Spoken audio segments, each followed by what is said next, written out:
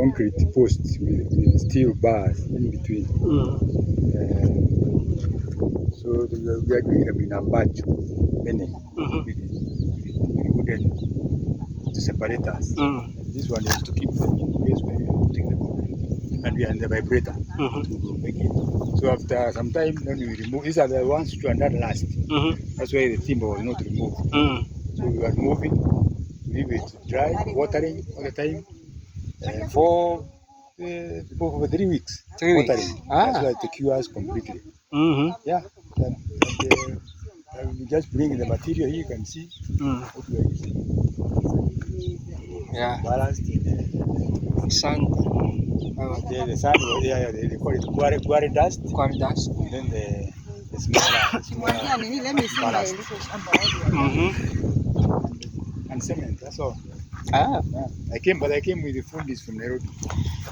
And what's the size of this? This is 10 millimeter. 10 millimeter.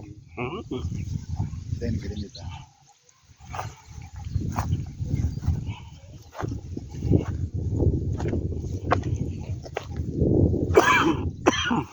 See now the tree are coming out. So when you put this side, put the tire.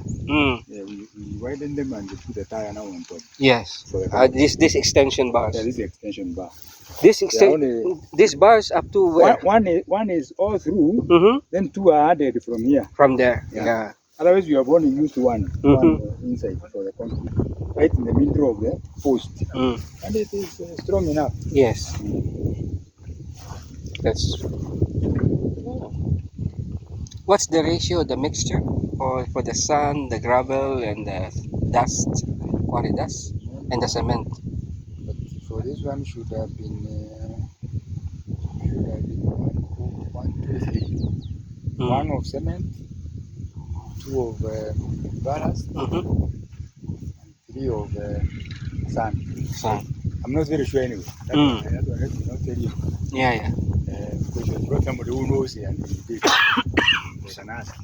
So, what's the cost of production per post?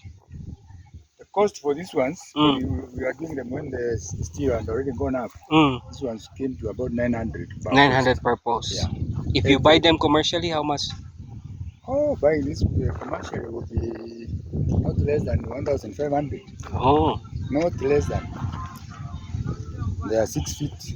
6 feet, okay. 6 feet, then you 2 go down, then you are left with 4 up. That's good.